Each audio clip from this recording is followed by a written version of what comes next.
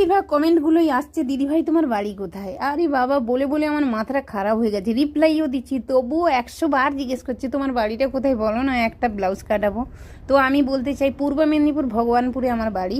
জিনিস কি বলো তো, তোমাদের বাড়িটা কোথায় তোমরা একটু কমেন্টে জানাবে। কেন কি, কে কোথা থেকে ভিডিওটা দেখছো আমিও জানতে পারবো যে আমার ভিডিওগুলো কত দূর দূরান্তরের মানুষরা দেখছে, তাই না?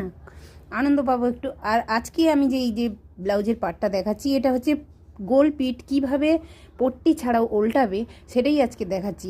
আমার কিন্তু সোজা দিকটা ফলসের ভেতর দিকে আছে, আর উল্টো দিকটা কিন্তু আমার সামনের দিকে আছে।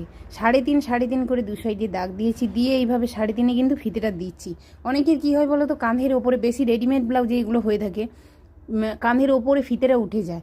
তো এই কারণে 3.5 দিলে, ফিতেটা দিলে কি হয় বলো তো, ওই জিনিসটার হয় না। বোঝা গেছে? দিয়ে কিন্তু আমি জাস্ট গোলটা সেলাই দিয়েছি, আর নিচের পাটটা 1/2 ইঞ্চি করে সেলাই দিয়েছি, আর কিন্তু আদার্স কোনো কিছু সেলাই হবে না। পট্টি ছাড়া ফলসে কীভাবে উল্টাবে একেবারে সহজ পদ্ধতিতে আজকে দেখাচ্ছি। তারপরে এই যে গোলটা সেলাই করলাম, এটা কাটিং করে দিলাম, দিয়ে এইভাবে হাত দিয়ে আমি এইভাবে উল্টে দেবো। সোজা দিকটা আমার সামনের দিকে চলে আসবে, যেহেতু এটা উল্টো, সোজা দিকটা সামনের দিকে এই যে চলে এলো। বোঝা গেছে? এবার আর যে চারদিকে বাদ বাকি যে সেলাইগুলো, এইগুলো কিন্তু আমি খুব ছোট ছোট করে সেলাই দেবো। দেখো কত সুন্দর এসছে। ভিডিওটি ভালো লাগলে চ্যানেলটি